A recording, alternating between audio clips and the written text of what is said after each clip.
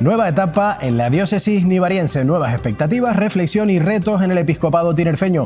Una oportunidad para mirar hacia adentro y hacia afuera. ¿Qué iglesia quiere ser con la llegada del nuevo Papa y qué papel desea tener en una Canarias marcada por las emergencias sociales? Se lo preguntaremos en directo hoy al nuevo obispo nivariense, Eloy Alberto Santiago, en Canarias 8.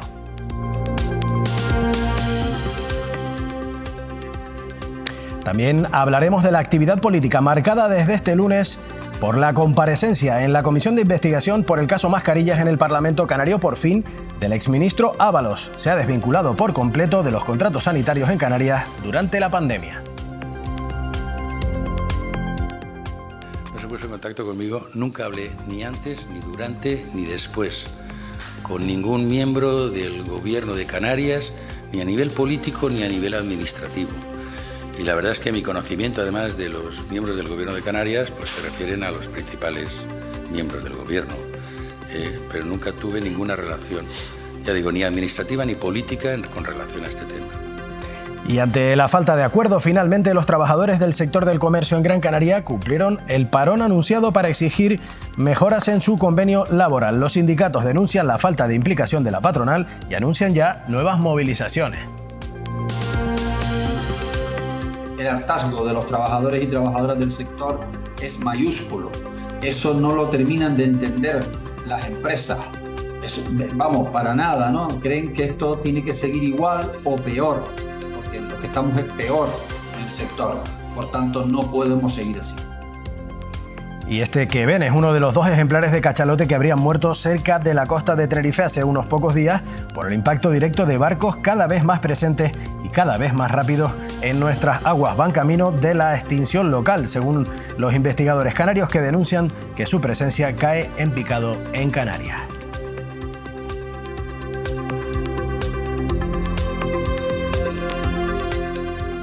Y en el segundo tramo del programa viajaremos a uno de los municipios con más solera de Canarias, el Puerto de la Cruz, cuyo peso y crecimiento es ya imparable. Recorreremos sus calles y conoceremos toda su oferta cultural y tradiciones a las puertas del Día de Canarias, de la mano de su alcalde Leopoldo Afonso, en directo en nuestro plató.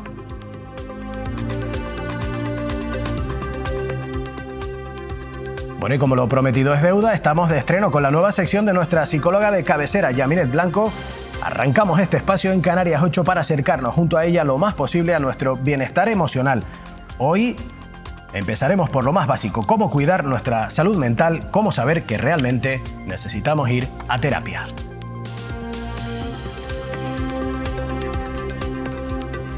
Les traemos toda la actualidad de las 8 Islas Canarias aquí en Canarias 8. Comenzamos. Caja 7, comprometidos con nuestra gente, te ofrece Canarias 8.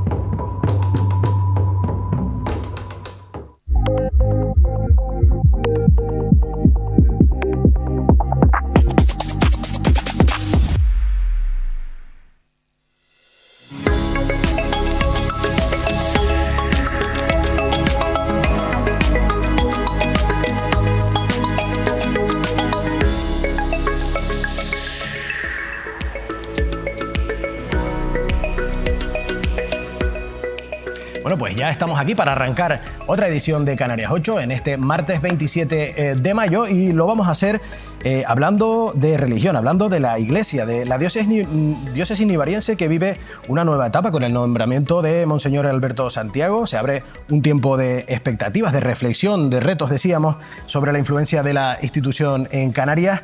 Lleva apenas un mes al frente de la diócesis, pero ya ha encontrado tiempo para acercarse a nuestro plató. Muy buenas tardes, en este caso, al obispo de La Laguna, en este caso de San Cristóbal de la Laguna, Eloy Alberto Santiago. Buenas tardes.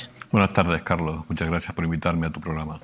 Es un momento crucial para la Iglesia en este año 2025. Su nombramiento como obispo coincide con una etapa convulsa en muchos sentidos. ¿Con qué sensaciones y con qué fuerzas llega? Bueno, vengo con mucha ilusión, ciertamente, ¿no? Es un periodo que se abre ante mí inesperado, porque uno no pide ser obispo, ¿verdad?, sino que uno es llamado a ser obispo, y vengo con mucha ilusión, con mucho deseo de servir, de acompañar a la Iglesia que camina en estas 4 islas occidentales de nuestras Islas Canarias, y con ese deseo de poder aportar mi granito de arena, ¿no? En este momento histórico que tú bien dices, ¿verdad? Convulso, pero hay un momento lleno de esperanza y bueno, y que hay que saber trabajar, estar presente y contribuir para que pueda ir a buen destino. Hablaremos de todos esos temas precisamente esta tarde. Llega usted con una edad que para muchos probablemente, para el cargo que ostenta, es muy joven, tiene apenas 51 años, si no me corrige usted. Es correcto, sí. Pero es verdad que ha sido diplomático en varios destinos, en el Vaticano, en África Meridional, en Colombia, en Gran Bretaña. ¿Qué puede aportar toda esa experiencia al obispado? Bueno, efectivamente, en mi vida sacerdotal fui llamado por la Secretaría de Estado del Vaticano para desempeñar una función de colaboración en las nunciaturas que tiene la Santa Sede alrededor del mundo. Y bueno, la experiencia tenida en esos países que has indicado, que son los 3 continentes, ¿no? América, África y Europa, fue una experiencia que supone una riqueza personal, una visión más global de la Iglesia, de la sociedad, del mundo, de sus problemas. Y yo creo que bueno, pues es un bagaje que también me podrá ayudar a prestar un mejor servicio en esta diócesis de Tenerife. La diócesis nivariense abarca realidades que son muy diversas. Son, creo, si no me equivoco, 300 parroquias o quizá algo más. Por ahí va o menos. Por ahí, ¿no? De carácter urbano, pero también rural. Tienen también todas ellas una profunda tradición religiosa. ¿Qué imagen tenía usted?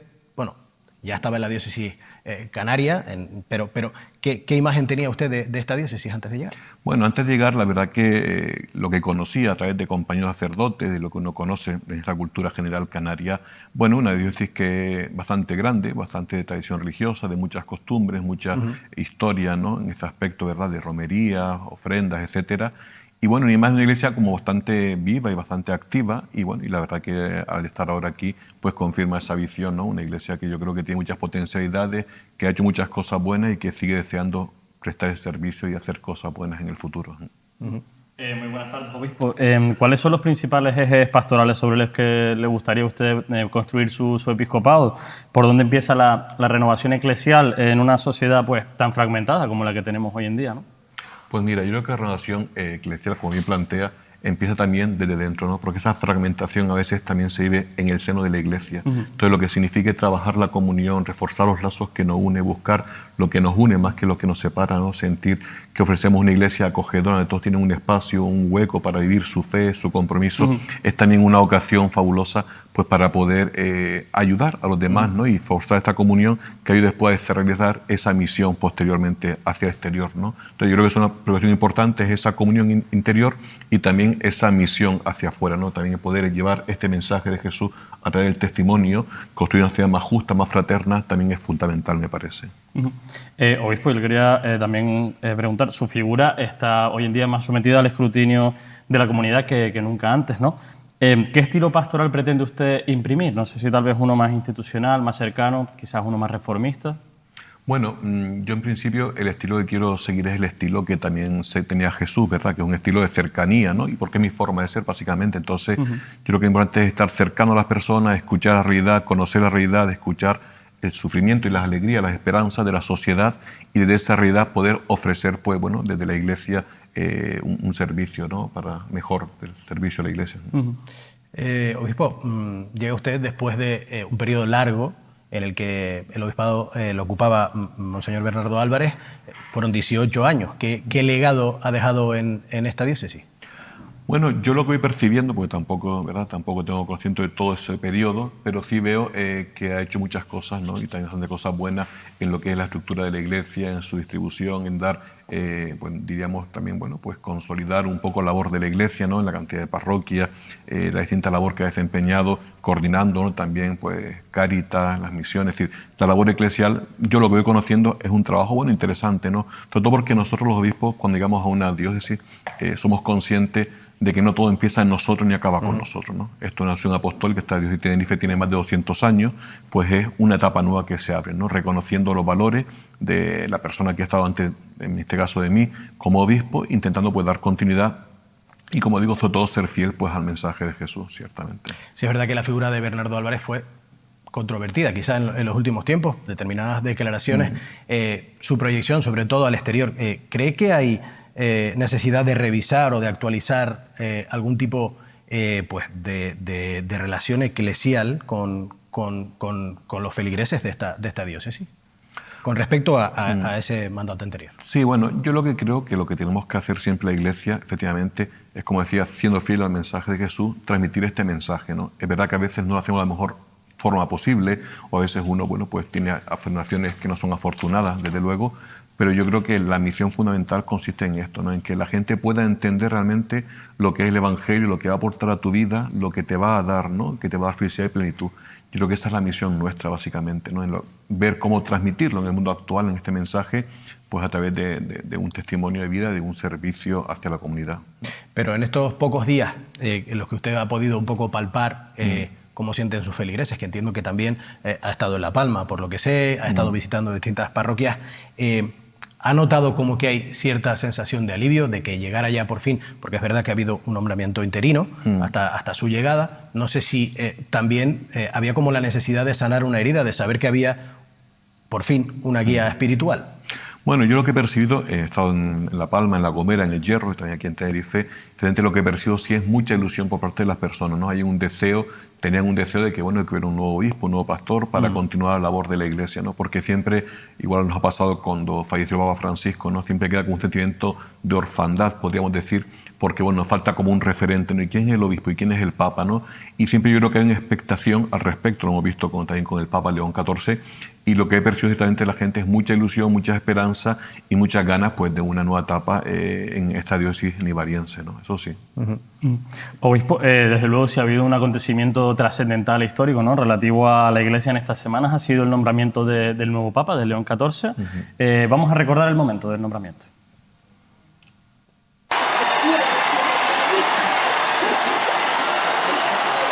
Habemus Papam.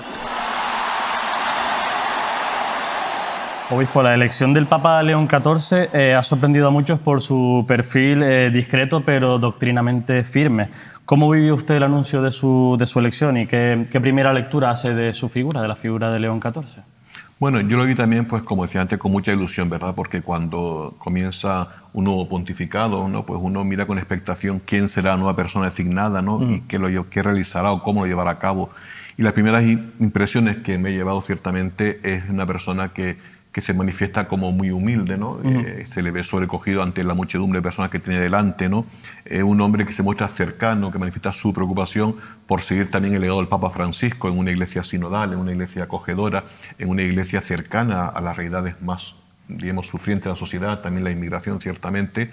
Y bueno, yo creo que es un momento, pues eso, de ilusión, de esperanza, y las primeras impresiones son muy positivas, ¿no? Yo también creo que en general uno mira también los medios, ¿no? Y parece que hay una cierta acogida positiva del nuevo pontífice de León XIV. De hecho, sobre esas manifestaciones del nuevo Papa de León XIV, tenemos que recordar que se pronunció ya desde el balcón del Vaticano con una línea clara, haciendo referencia a la paz, al diálogo y a la unión de la Iglesia de esta manera.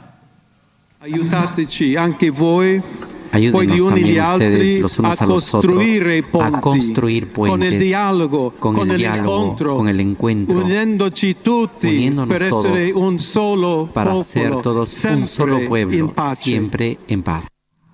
Se habla de una línea de continuidad, obispo, con respecto al Papa Francisco, pero también de cierto regreso a las formas más clásicas de gobierno eclesial. ¿Qué tipo de pontificado considera usted que nos espera del Papa León XIV? Bueno, yo creo que lo que él ha expresado él, ¿no? Yo creo que él ha expresado ahí ese deseo de crear comunión, de crear lazo. Yo creo que la forma de gobierno es la que ha expresado, que no es, como tú indicabas, un regreso atrás, porque él también expresaba ese deseo de seguir en ese camino sinodal, ¿no? Que él está llevando a cabo, en el que se busca que, bueno, que todos los bautizados, todos los creyentes asuman su compromiso también en lo que es en la Iglesia, ¿no? En la sociedad, como testimonio de fe, ¿no? Yo no veo necesariamente que tenga perspectiva de un gobierno, diríamos, como hacia atrás, diríamos, mucho menos al revés. Yo creo que él, bueno, seguirá viendo poco a poco, ¿no? Cómo procede, pero yo creo que hay una continuidad fundamental, ¿no? Y esto es importante porque yo creo que a veces la impresión es como decir, bueno, Papa Francisco una ruptura con Benedicto XVI, que es una ruptura con Juan Pablo II.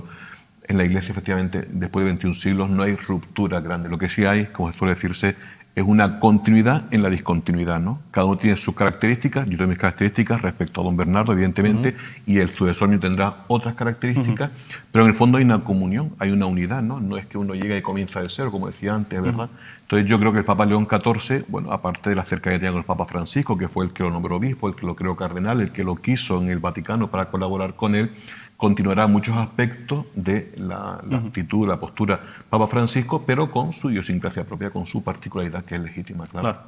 Pero sí es verdad, obispo, que la sensación que tenía quizá la gente era de un cambio hacia una visión quizá más progresista dentro de la Iglesia, el acercamiento hacia las realidades sociales, hacia el reconocimiento de determinadas también realidades personales en cuanto a los géneros, etc.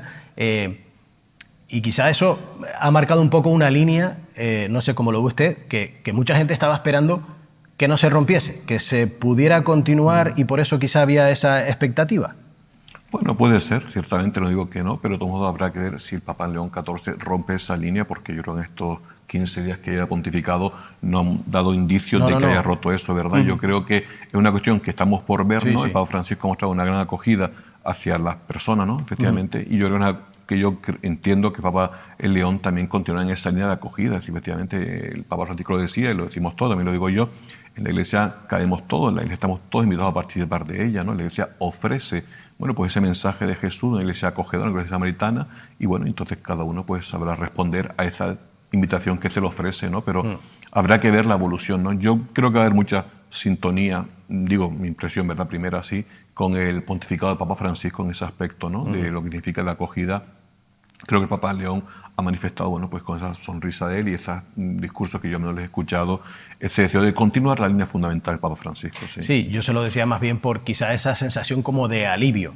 De una vez que llegó León XIV y se supo, bueno, pues un poco lo que iba a ser su forma de actuar, incluso las primeras palabras, las primeras declaraciones, bueno, pues esa forma de dirigirse al pueblo directamente desde el balcón y dar esas primeras palabras pues de inclusión, de paz, de diálogo entre todos. Quizá, no sé si usted percibió que pues que la Iglesia estaba esperando también, o que los creyentes estaban esperando ese mensaje de continuidad con cierta esperanza, que supuso un alivio recibir esas palabras y no encontrarse a lo mejor una confrontación. Bueno, yo creo que ese primer saludo siempre es un saludo que efectivamente pues normal, ¿no? De buenos deseos, buenos propósitos, y el Papa León lo ha expresado, ¿no? Con el subrayado el tema de la paz, ¿no? Ese gesto que ha tenido de dirigir unas palabras en español, ¿no? Pues al pueblo de Chiclayo, que fue estudiado en Perú, su experiencia misionera allí con los pueblos, bueno, cerca del Amazonas, pueblos pues también en realidades pobres y tal, ¿no? Yo creo que manifiesta una voluntad de él de entrar en ese diálogo, ¿no? Y él lo ha expresado de crear puente, crear comunión, ¿no? Ahora vamos a ir viendo cómo eso se va concretando, efectivamente, yo creo que sí. Le quería preguntar, más bien a nivel anecdótico, porque están surgiendo investigaciones también de expertos universitarios, genealogos, al respecto de los orígenes o de alguna conexión de este nuevo Papa con Canarias. ¿A ustedes les consta algo dentro de la diócesis? No, a mí no. Yo sí también vi la noticia publicada, ¿verdad?, de un catedrático historiador que decía que Lápido Martínez, una migración hacia Haití en el siglo pasado, etcétera, pero eso ya todo nos consta. Sí nos consta que él, cuando fue general de los agustinos, visitó la comunidad agustina que está en Tenerife, en el Puerto de la Cruz, en 2 ocasiones, ¿no? Es normal cuando uno es general de una congregación religiosa, durante el periodo que está, digamos, de mandato de general, visita todas las comunidades del mundo. Entonces sí nos consta que ha estado aquí en Tenerife, al menos en esas 2 ocasiones, visitando la comunidad de agustinos del Puerto de la Cruz. Eso sí. Ahora su ascendencia canaria, bueno, es un estudio que hay, pero también he visto que ha habido otros en la península que lo achacan a otros lugares. Bueno, eso ya, el que lo ha hecho es un historiador, él sabrá de eso, seguramente. La diócesis nevariense es una diócesis finalmente periférica, porque al final nos encontramos también un poco la realidad geográfica que tenemos. ¿Cree que podríamos hablar que este nuevo Papa lleve a cabo una descentralización también de la Iglesia, teniendo en cuenta ese paso por Perú y centrarse menos en el Vaticano y estar más tratando de acercar esa palabra por el resto del mundo? Yo creo que sí, porque cuando él ha hablado de esa iglesia sinodal, ¿no? Esa iglesia sinodal nace ya del Vaticano II, que busca internacionalizar lo que incluso el Vaticano, la Santa Sede, ¿no? Se ve en Papa Francisco, las personas de confianza, los cardenales que ha nombrado, los cardenales que han elegido al Papa León XIV son de numerosos países, no me acuerdo que son 30, 40 países del mundo, ¿no? Mientras que antes siempre eran países europeos, ha habido cardenales de Australia, de Mongolia, de todos los puntos. Entonces eso nos habla de esa apertura, ¿no? Yo creo que la Iglesia ya hace décadas ha superado ese centralismo romano, si quieres italiano, abriéndose a esa variedad de cada zona, de cada región, de cada cultura, ¿no? Me parece que en ese camino se sigue, ¿no? Iremos viendo después los movimientos que él haga, pero yo creo que sí, que la Iglesia, cuando habla bien de sinodales, caminar juntos, significa también salir de ese centralismo, digamos, vaticano para abrirse a la riqueza de las iglesias particulares a lo largo del mundo. Enseguida iremos también a hablar de temas de Canarias, pero me queda una pregunta por hacerle y en concreto volver un poco a recuperar a la figura del Papa Francisco. ¿Considera que la Iglesia española ha sabido recibir y traducir ese mensaje de acercamiento durante su papado? Bueno, yo la verdad que en lo que a mí concierne, la realidad que yo conozco, yo creo que la Iglesia española en general lo ha intentado, ¿no? Yo creo que lo ha intentado. Ajá. Y alguna vez lo ha conseguido ciertamente. ¿Que podría hacer más? Seguramente. ¿Podría haber sido menos? También. Entonces, ¿verdad? Eso es una situación así. Pero bueno, el Papa Francisco, durante los años que estuve pontífice, durante los casi 12 años que estuve pontificado, efectivamente en el episcopado español cambió mucho, ¿no? Porque hubo unos nombramientos, ¿no? Incluidos yo, muchos nombramientos. Entonces yo creo que, bueno, que esa renovación por el Papa Francisco, yo creo que en la Iglesia española sí se ha hecho presente, ¿no? En cierta medida, es verdad que después hay que ver y después también a ver qué entender por renovación, ¿no? Porque así como lecturas un poco más ideológicas, entonces te indica, pues claro, ¿estás con el Papa o estás contra el Papa, no? A mí me decían cuando fui nombrado obispo, ¿usted va a ser un obispo como el Papa Francisco? Y bueno, yo quisiera ser obispo como Jesús quiere, la verdad, porque sí, yo no soy seguidor del Papa Francisco, el Papa León o el Papa Benito XVI, ¿no? Yo soy seguidor de Jesucristo, ¿no? Intento vivir lo que él vivió, ¿no? Entonces, yo creo que también tener cuidado de idealizar a la figura del Papa, ¿no? Y que en esa papalatría, decir, pues el Papa aquí, no, Francisco, Benedicto, León. Bueno, no dejan de ser como los obispos, no dejamos de ser personas al servicio de la comunidad cristiana con una misión que desempeñar. El centro siempre es Jesucristo, claro. Pues, si le parece, vamos a hablar de las realidades que se viven en Canarias, porque según precisamente Cáritas y otros organismos, es una de las regiones con mayores índices de pobreza y exclusión de España. ¿Qué papel cree que debe jugar la Iglesia en este momento de emergencia estructural que vive el archipiélago? Bueno, la Iglesia está jugando, yo creo, muy bien en este momento actual, ¿no? A través de distintos servicios que prestan, ¿no? Sobre todo la labor que desempeñan numerosos voluntarios y voluntarias. Ha citado Cáritas y otras fundaciones y proyectos, Buen Samaritano y otras tantas, que desempeñan una labor muy importante en lo que es la acogida de inmigrantes, en lo que es la atención a las personas desahuciadas, a las personas que están en la calle sin hogar, a personas vulnerables y pobres, ¿no? Vemos cómo la pobreza se sigue cronificando en nuestra sociedad canaria, lamentablemente, ¿no? Vemos la falta de trabajo. Y yo creo que la Iglesia, cuando hablamos de Iglesia hablamos de todos los cristianos, ¿verdad? Está cercana, ¿no? Está cercana a esas personas que sufren y también están cercanas a través, bueno, de su colaboración, ¿no? De la concienciación de esta realidad, de que la pobreza, de que la realidad social no es algo ajeno a la Iglesia, sino que también tiene que ver con el corazón de la Iglesia, de su misión, y por eso esa concienciación, ese deseo de trabajar también por el bien común, por el bien de la sociedad, especialmente por los más vulnerables, ¿no? Los más pobres. ¿Y es usted partidario de que se posicione a lo mejor con más claridad en el ámbito político y económico, sobre todo cuando las instituciones a lo mejor no son capaces de jugar el papel o las decisiones que toman esas instituciones afectan a los más vulnerables, de levantar un poco más la voz? Bueno, la Iglesia tiene una dimensión profética, ¿no? Efectivamente, de denuncia, ¿no? De cuando hay situaciones de injusticia, pues efectivamente hacer constatar o hacer ver esa situación que se produce, ¿no? ¿Podría hacerse más? Seguramente, ¿no? Pero de todos modos, yo también creo que Cáritas, a través de distintas acciones que lleva a cabo, comunicados, etcétera, también manifiesta esa voz, me parece, ¿no?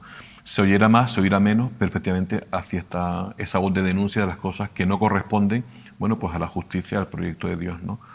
Yo creo que, bueno, que la Iglesia ahí está trabajando y que, bueno, y que intenta prestar un servicio. La Iglesia nunca se presentará, o espero que nunca se identifica ni con un partido, ni con un sector, ni con un aspecto, ¿verdad? La Iglesia busca desde el Evangelio ofrecer una doctrina, invitar pues, a vivir unos valores, ¿no? De solidaridad, de fraternidad, de justicia, que va por encima de unos colores o de unos partidos o unas ideologías, ¿no?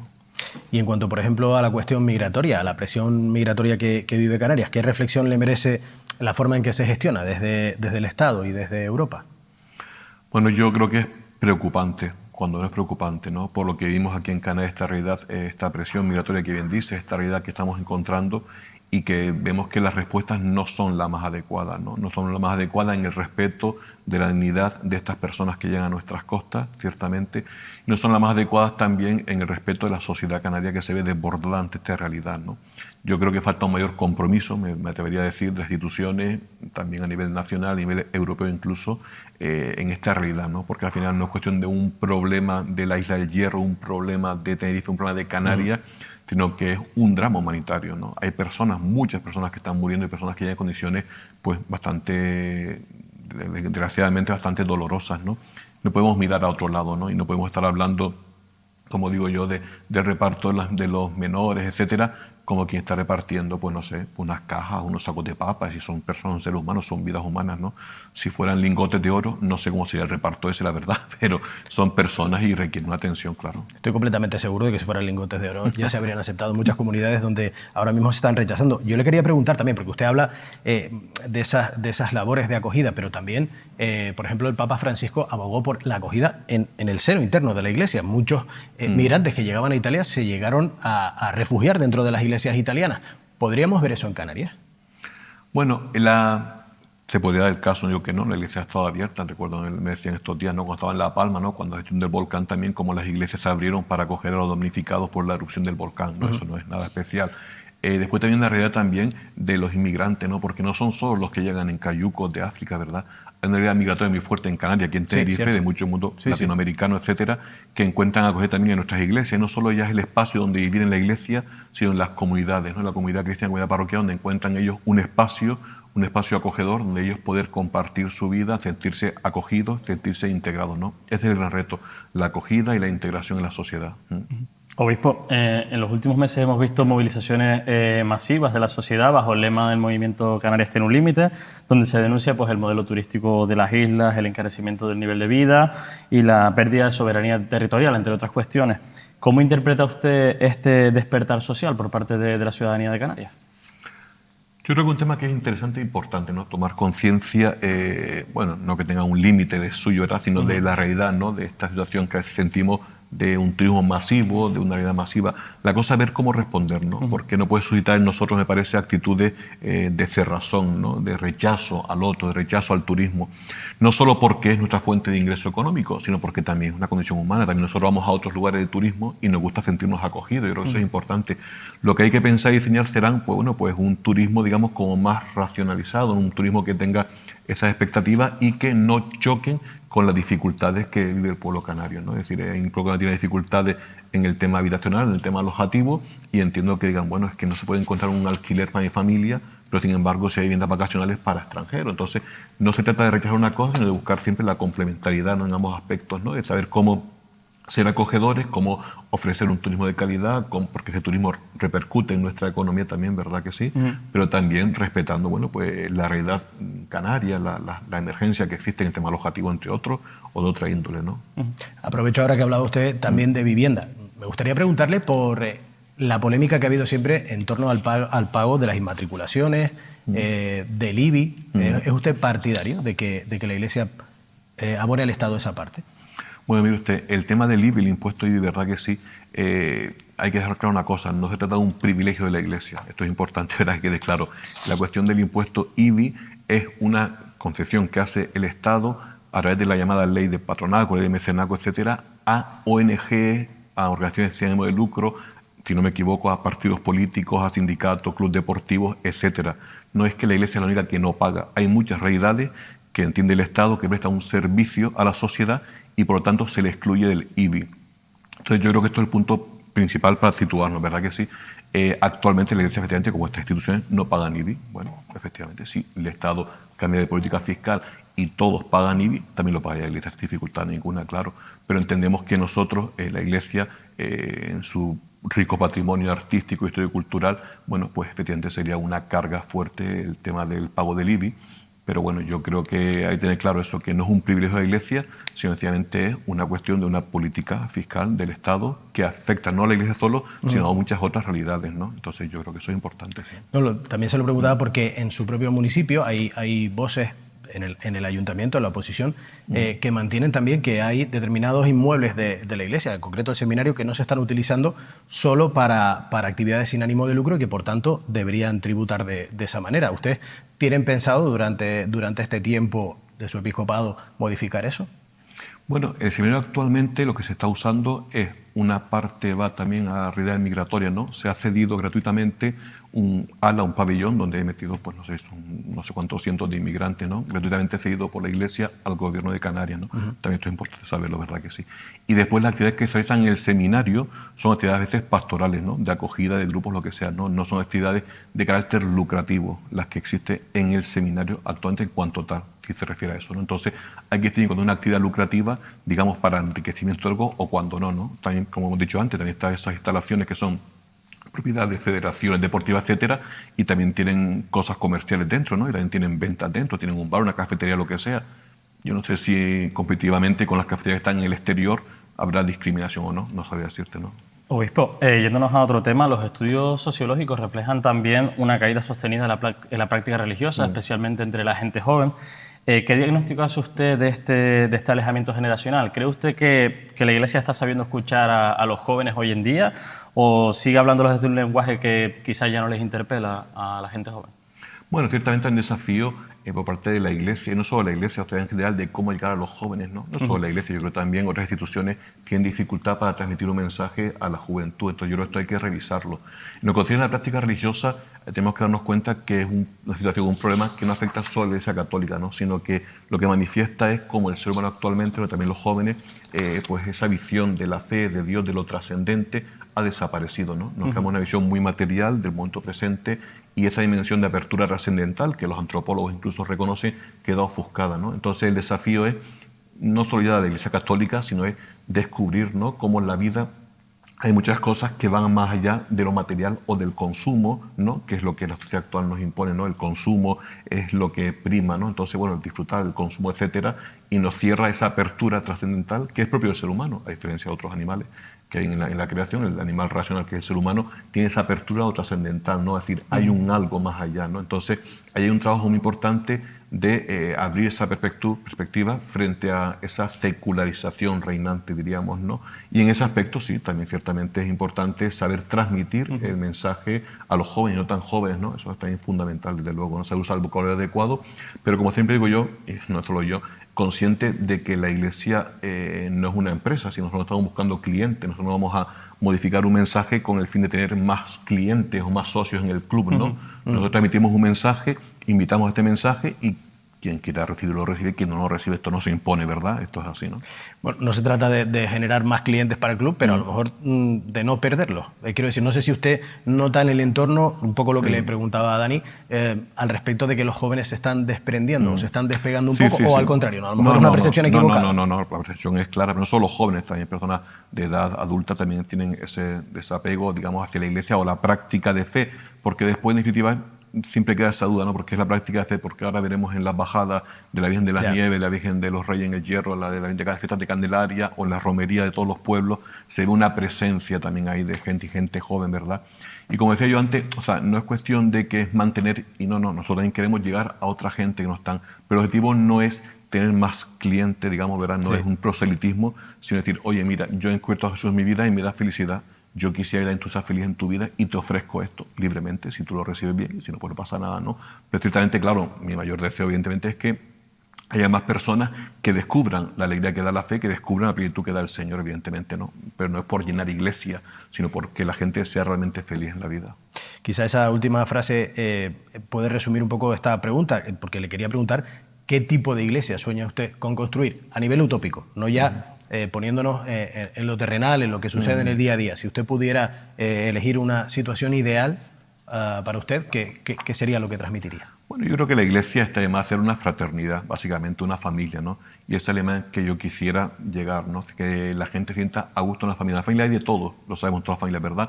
Hay gente buena, gente menos buena, gente con problemas, gente que está bien, bueno, pero todos acogidos en torno a un hogar, ¿no? Entonces, hacer de la Iglesia un hogar, una familia, una fraternidad donde se llevan lazos y vínculos que superen la división, que se llevan en la unidad, yo creo que respondemos así a lo que Jesucristo quería, y yo creo que es lo mejor que podemos ofrecer, ¿no? Frente a un mundo tan dividido, tan odio, tantas separaciones, pues ofrecer un espacio de acogida, ¿no? En esa diversidad de vocaciones y carismas, etcétera, pero en una unidad fundamental, sí. Y también hablando a nivel utópico, quizá más tratando de buscar una situación que pudiera ser diferente a la que actualmente se encuentra la Iglesia, ¿usted cree que las mujeres van a tener quizá más peso dentro de la Iglesia, pero ya de una manera material con este nuevo papado, o se va a mantener un poco su papel al margen? Bueno, yo creo que las mujeres están llamadas a desempeñar un papel importante en la Iglesia, que ya lo han desempeñado ya y que siguen siendo un grupo numeroso, una mayoría consistente en las iglesias, en las comunidades parroquiales se ven, ¿no?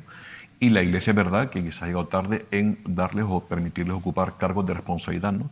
El Papa actual, León XIV, recientemente ha nombrado también a una mujer, en este caso una religiosa, un alto cargo del Vaticano, del dicasterio que se llama de vida consagrada, ¿no? Como ya había nombrado también el Papa Francisco. Entonces, yo creo que sí que hay un puesto que es importante, que una voz que es importante de escuchar, que es la de la mujer, reconocer su labor, reconocer su aportación propia en esa realidad, en esa riqueza del llamado genio femenino que decía Juan Pablo II, y reconocer esa labor y conseguir efectivamente, bueno, pues puestos de relevancia en la Iglesia, también de responsabilidad, ¿no? Como también a los laicos, ¿no? Es decir, ciertamente tenemos que superar una visión más clerical, sino pues también los laicos, hombres y mujeres, también están llamados a vivir su bautismo. Eso es lo que decía el Papa de la Iglesia Sinodal, es esto, es decir, cada uno vive su compromiso y participa en la vida de la Iglesia, cada uno de su vocación, de su carisma propio, ¿no? No se trata de caer en visiones clericales, es decir, aquí todos tenemos que ser sacerdotes ahora, ¿no? Entonces ahora todas las mujeres, sobre todo, somos sacerdotes. No se trata de eso, ¿no? Porque si no quedaríamos en esa visión clerical de pensar que en la Iglesia solo cuenta el clérigo, ¿no? Se cuenta todos los bautizados, cada uno con su vocación, con su responsabilidad y con su aportación, claro. Pues, Eloy Alberto Santiago, nos vamos quedando sin tiempo, pero sí me gustaría, por último, preguntarle, precisamente retomando a esas personas que a lo mejor nos escuchan con algo de distancia de la Iglesia, con escepticismo, ¿por qué vale la pena seguir creyendo la palabra de Dios o mirar con respeto al mensaje cristiano? Mira, yo creo que merece la pena porque te da una total felicidad, una total plenitud, ¿no? Ese mensaje de amar a los demás, ese mensaje de sentirte perdonado, de poder perdonar a los demás en el mundo actual con tantos corazones heridos como tenemos en nuestra sociedad actual, es un mensaje que te llena de felicidad, de plenitud en tu vida, ¿no? Y además que te abre, como decía, a esa trascendencia, ¿no? A ver más allá y no quedarte en lo material, que esas cosas defraudan. ¿No? Estamos celebrando el jubileo de la esperanza en este año y el lema es lo que dice San Pablo, ¿no? Cristo, ¿no? La esperanza que no defrauda, Cristo no defrauda, ¿no? Los humanos todos defraudamos, las ideologías todas defraudan al final, ¿no? Cuando uno está solo consigo mismo en su corazón, siente ese vacío. El Señor Jesús llena ese vacío y lo llena de felicidad y alegría. Pues, señor obispo de la diócesis nivarense, Eloy Alberto Santiago, muchísimas gracias por estar con nosotros compartiendo este rato y analizando un poco también la actualidad clerical, tanto desde Canarias como desde fuera, con este momento histórico que vivimos, en el que ha dado la casualidad, prácticamente con unos días de diferencia, de su nombramiento en la diócesis nivarense después de muchos años de Bernardo Álvarez y la llegada del nuevo Papa. Muchas gracias y muy buenas tardes por estar con nosotros. Gracias a ti, Carlos, y a Daniel y a todos los espectadores. Muchísimas gracias.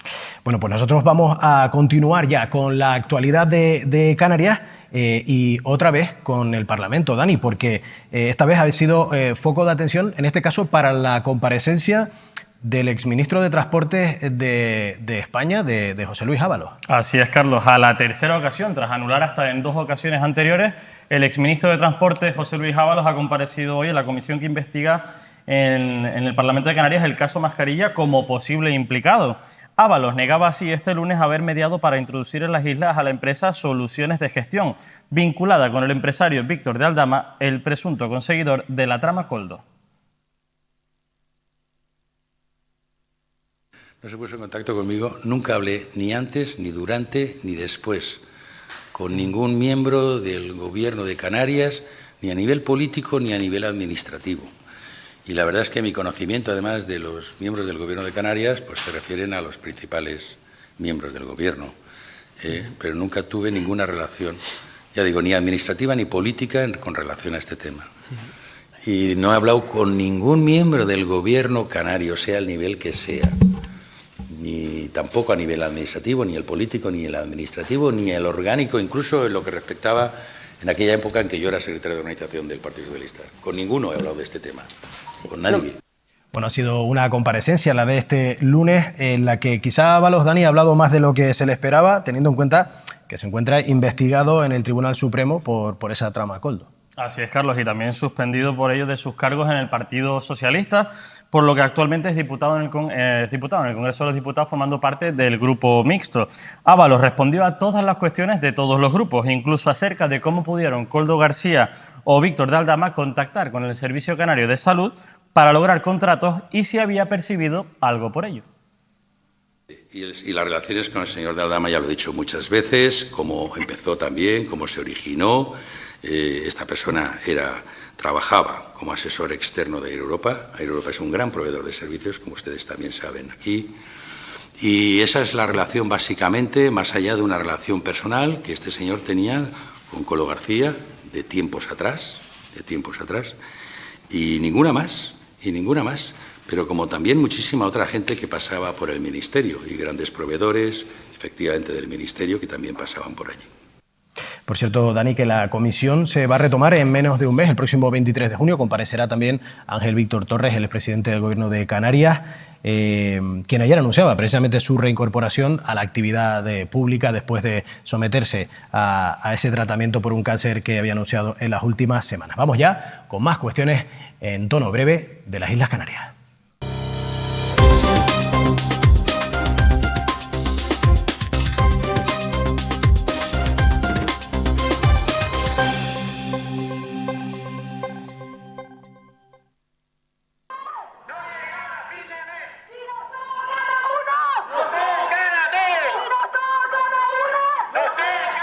Y seguimos repasando la actualidad con el seguimiento al paro laboral protagonizado este lunes también en Gran Canaria por los trabajadores del comercio, que hace tiempo reivindican mejoras en su convenio laboral.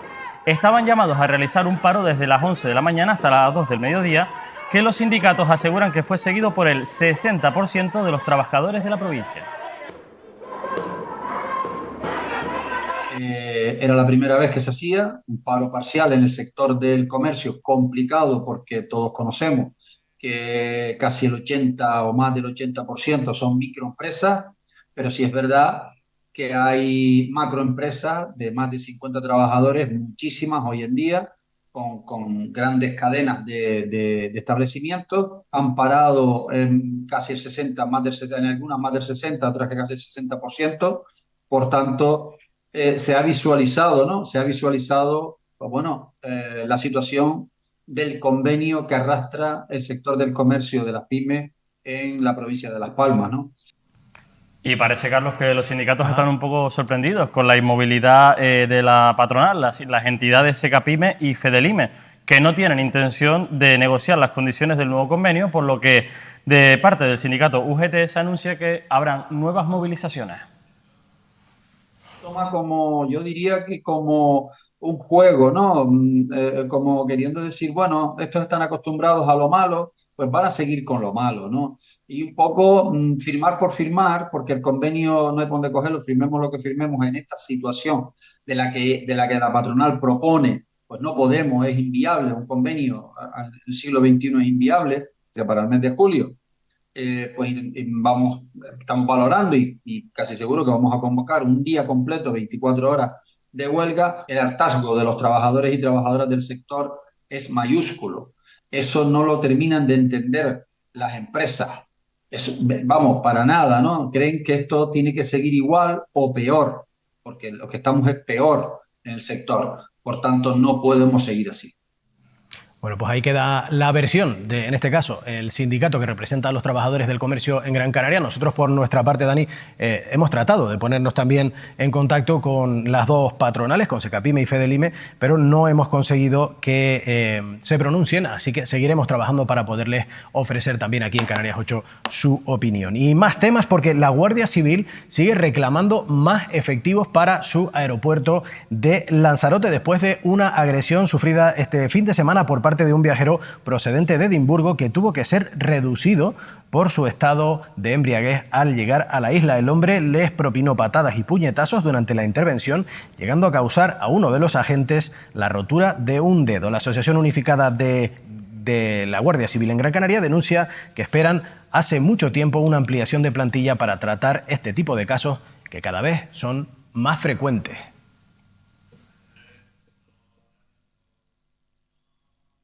Y la Audiencia Provincial de Santa Cruz de Tenerife ha condenado a un hombre y a una mujer a 4 años y 1 año y 10 meses de cárcel, respectivamente, por tráfico de drogas y tenencia de armas en la isla de La Palma.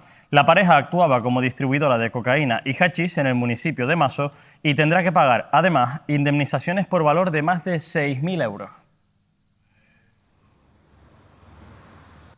Bueno, y en la isla de La Gomera ha tenido lugar también un acontecimiento histórico, porque la isla se ha convertido en el primer lugar de España en el que se dan pruebas médicas que vuelan a través de un dron, como tienen en sus pantallas, que tiene la capacidad de albergar 3 cajas pequeñas donde se introduce material y muestras de emergencias de sangre, orina y heces que pueden servir para la distribución entre el Hospital Insular Nuestra Señora de Guadalupe, en la capital, y los centros sanitarios de la isla colombina, de forma que puedan sortear rápidamente su abrupta orografía. El proyecto piloto arrancó con un vuelo del dispositivo entre San Sebastián y Playa de Santiago, en Alajeró, con un recorrido de 37 kilómetros que se realizó en tan solo 9 minutos.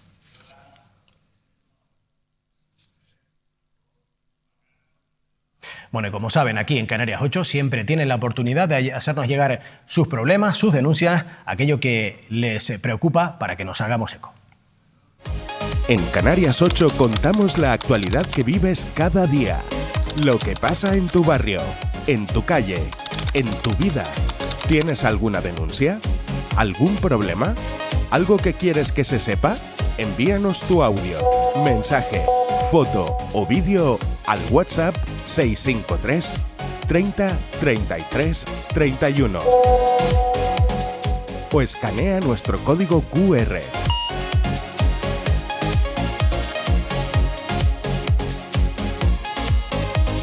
Tu voz también forma parte del programa.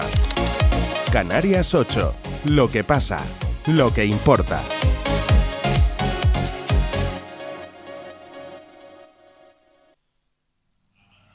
Y esto que ven es una malísima noticia para la biodiversidad de Canarias. Uno de los 2 cachalotes encontrados muertos a la deriva en la costa de Fasnia, en la isla de Tenerife, con evidentes signos de haber colisionado con embarcaciones al este de la isla. Alertaba de la noticia hace unos días la investigadora Alicia Rodríguez, que forma parte del grupo de investigación de la Universidad de La Laguna y que hablamos ahora mismo ya con ella por videollamada acerca de este tema. Buenas tardes, Alicia. Hola, buenas tardes. Quería empezar preguntándole por los grandes cortes que presentan estos 2 ejemplares de cachalote que han aparecido en las costas de Fasnia. Ustedes dan por hecho que estas muertes han tenido que ser provocadas por algún tipo de colisión con una gran embarcación. Sí, de hecho la necropsia se hizo al día siguiente y parece que el que llegó a varar pues sí que fue por colisión, ¿no? de una gran embarcación, pero vamos, que desde un primer momento esa herida que tenía con unas líneas tan finas pues parecía por causa humana, ¿no? Y pues creemos que era por una embarcación. Y el segundo cuerpo pues tenía una herida muy parecida. Alicia, ¿qué nivel de amenaza supone para estas especies la saturación de tráfico marítimo que se está produciendo en las costas de Canarias? Ustedes han denunciado que se ha duplicado la velocidad de los barcos o que en algunos puntos de su hábitat, de donde viven estas especies, ha habido un incremento de embarcaciones de hasta el 300%. Sí, pues desde estudios recientes que se han realizado han estimado que el número de cachalotes que mueren por una causa por colisión, que se han visto en los varamientos, es mayor que el número de nacimientos que tenemos de esta especie al año. Por tanto, aquí estamos teniendo más muertes que colisiones y eso solamente teniendo en cuenta las muertes que son por colisión. Esto para una población de cualquier especie no es sostenible, ¿no? El hecho de que haya más muertes que nacimientos. Y entonces estamos hablando de una especie que va a vías de la extinción. Además, estamos hablando de una población residente aquí en Canarias, pero también de individuos que vienen de otras partes, que ya se ha visto por conectividad, que vienen de otras partes y vienen aquí a Canarias. Y aquí en Canarias se están encontrando que tienen más riesgo de morir, ¿no? que en otras partes del mundo. Muy buenas tardes, señora Rodríguez Junca.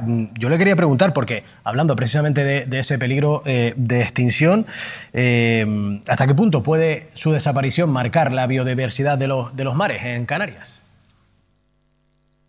Bueno, en el mar, como siempre se dice, todo está conectado, ¿no? Pero además aquí en Canarias, en concreto, la comunidad de cetáceos es algo muy importante para la economía canaria, ¿no? Si barremos un poco para lo que nos interesa a los seres humanos. En Tenerife, por ejemplo, la actividad de avistamiento de cetáceos es una de las más importantes en la isla, económicamente hablando. Y el cachalote, aunque en Tenerife no es una especie que más se ve, pero sí que se ve en otras islas. Entonces, a nivel económico estamos perdiendo un recurso, ¿no? que podría dar puestos de trabajo de larga duración, sostenibles, amigables con el medio ambiente, apostar por un turismo que sea más de cuidar lo que tenemos aquí en Canarias, ¿no? Más que otros turismos que apuestan por algo más destructivo de los recursos propios de estas especies que, bueno, ya están viendo los vídeos, pues tenemos mucha suerte de tener aquí. Y no solo por estas actividades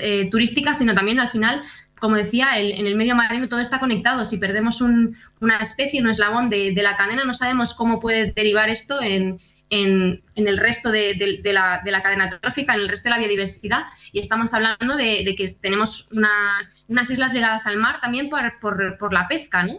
Y aquí tenemos que cuidar toda la biodiversidad del medio canario para asegurar también el sector pesquero.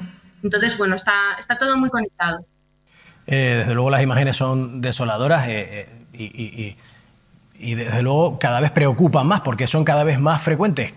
La pregunta subsiguiente es ¿qué hacer? ¿Qué hacemos? ¿Qué actuaciones se pueden llevar a cabo para evitar que esto siga ocurriendo? Bueno, hay varias medidas que se pueden tomar, pero desde luego hay que empezar a gestionar el tráfico que tenemos en Canarias. En Canarias tenemos desde grandes cargueros, tenemos ferries, tenemos pesqueros, avistamiento de cetáceos, una gran intensidad de barcos recreativos que quizá con el cachalote no tienen tantos encuentros, pero se han visto colisiones de barcos recreativos en otros animales más pequeños. Entonces, el tráfico que tenemos aquí en Canarias es muy intenso y tenemos una diversidad de cetáceos muy grande, que tenemos mucha suerte de tener, como decíamos antes. Entonces, hay que empezar a gestionar este tráfico que tenemos. Hay distintas medidas que se pueden tomar, desde reducir la velocidad, cambiar las rutas de las embarcaciones para evitar zonas de sensibilidad donde haya más presencia de ciertas especies que tengan más riesgo de colisión. También podemos empezar a desarrollar o a implementar tecnologías de detección temprana de los animales, es decir, pues, por ejemplo, cámaras térmicas o detectores acústicos que se implanten en los barcos de medida obligatoria y detecten a los animales antes de que el barco llegue hasta el punto donde se encuentran. Entonces, estas serían algunas de las cosas que podemos hacer. Sí, porque precisamente en ese informe que ustedes enviaban hacían mucho hincapié en el desarrollo cerebral que tienen estos animales, que es probablemente uno de los más extensos de toda la cadena, pero le pasa también como a los humanos, que también nos atropellan los coches, que viven en un tráfico y en un estrés constante dentro del mar y eso les hace no ser capaces de aprenderse las rutas, de interpretar los sonidos y por eso ellas mismas se ponen en peligro. Sí, hay veces que, bueno, estos animales, los cachalotes son cetáceos de buceo profundo, entonces hacen inmersiones muy profundas, de más de 2 kilómetros de profundidad, pueden estar más de 1 hora en un buceo y cuando llegan a superficie necesitan descansar. Entonces, este es en el momento en el que se encuentran más vulnerables y puede que detecten al barco que está viniendo, puede que lo identifiquen como una amenaza o puede que no, pero igualmente están en un momento en el que es muy delicado para ellos y puede que no les dé tiempo a moverse, a esquivar el barco. Entonces, estamos hablando de que puede que no identifiquen la amenaza, pero también que no tengan tiempo de reacción. Y aquí también entramos un poco en la velocidad a la que van los barcos, ¿no? Pues dependiendo de lo rápido que vayan estos barcos, estos animales van a tener capacidad de reacción o no. Al final, las especies pueden adaptarse al medio, ¿no? A las amenazas que le van viniendo, pero las tecnologías en los barcos, las tecnologías que hemos ido evolucionando en nuestra sociedad, no evolucionan a la misma velocidad que se puede adaptar una especie al medio natural. Entonces, pues estas especies claramente no se han adaptado a los barcos que tenemos ahora mismo ahí fuera. Pues señora Rodríguez Juncá, miembro del grupo de cetáceos de la Universidad de La Laguna, muchas gracias por estar con nosotros y esperemos no tener que volver a contactarla para hablar de este tipo de situaciones, sino al contrario, que haya aumentado el número de cetáceos o alguna noticia positiva que nos lleve, bueno, pues un poco a alegrarnos, a disfrutar, como usted decía también, de ese turismo por el que se pueda abogar en Canarias de conocimiento de los animales y ser más respetuoso con nuestros mares. Muchas gracias. Bueno, pues nosotros vamos a dejarlo aquí en un momento porque nos vamos a publicidad. Volvemos enseguida con muchos más temas. Vamos a hablar con el alcalde del Puerto de la Cruz, con ese municipio de Tenerife con gran solera, pero también hoy estamos de estreno porque vamos a inaugurar nuestra sección de bienestar emocional. Nos va a acompañar hoy Yamilet Blanco con sus consejos para, por ejemplo, saber qué síntomas debemos tener en cuenta para convencernos de que debemos ir a cuidar nuestra salud mental con un especialista. Volvemos enseguida aquí en Canarias 8.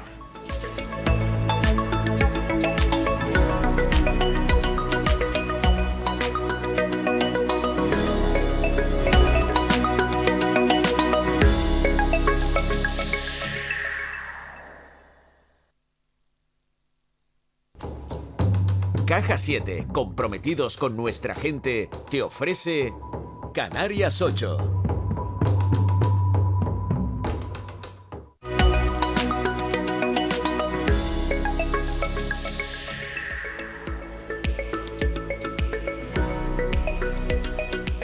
Bueno, ya de vuelta en Canarias 8 en este martes 27 de mayo. Seguimos con más temas y vamos a hablar del Puerto de la Cruz porque este municipio estrena rumbo político en esta legislatura.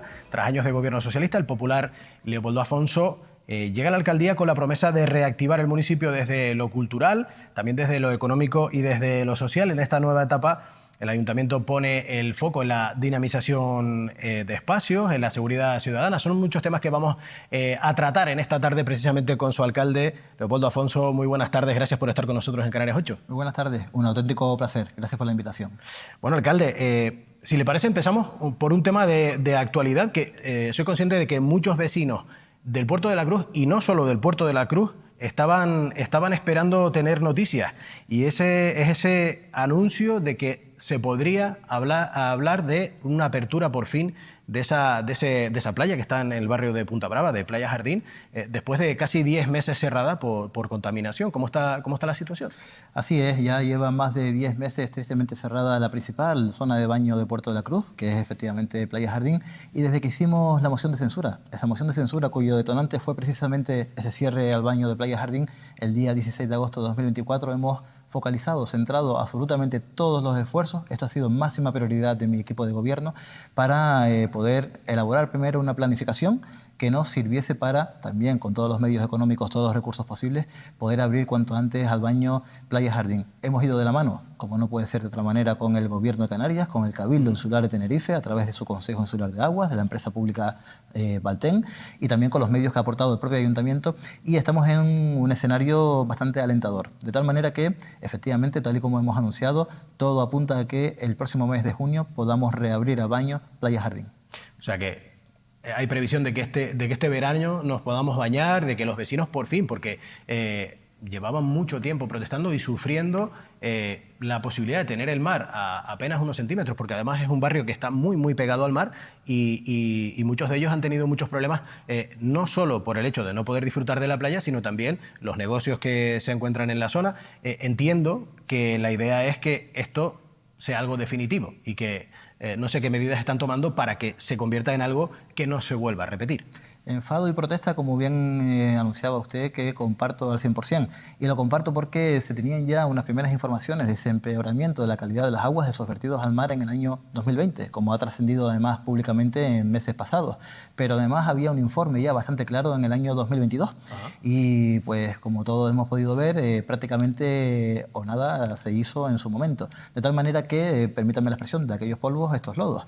Y nos encontramos con el peor de los escenarios el pasado mes de julio de 2024 con el cierre de la playa, como decíamos anteriormente, lo cual, repito o insisto, provocó o detonó esa moción de censura que encabecé yo mismo y por lo tanto nos hemos centrado en esa planificación que ha consistido en obras ejecutadas desde hace ya varios meses, que continúan ejecutándose también por parte del ayuntamiento, lo que es su competencia. Estoy hablando de mejoras en las distintas estaciones de bombeo del municipio, de mejoras en la red de saneamiento, de sustitución de algunos elementos francamente obsoletos que estaban pues causando impedimentos para esa correcta circulación de las aguas residuales y su correcto tratamiento, pero además hemos ido, como avanzaba, de la mano del Cabildo Insular de Tenerife, que a corto plazo, y ya está culminando esas obras, va a derivar hasta 6.700 metros cúbicos de agua a la zona de las medianías, en este caso al embalse de la Cruz Santa en el municipio de Los Realejos.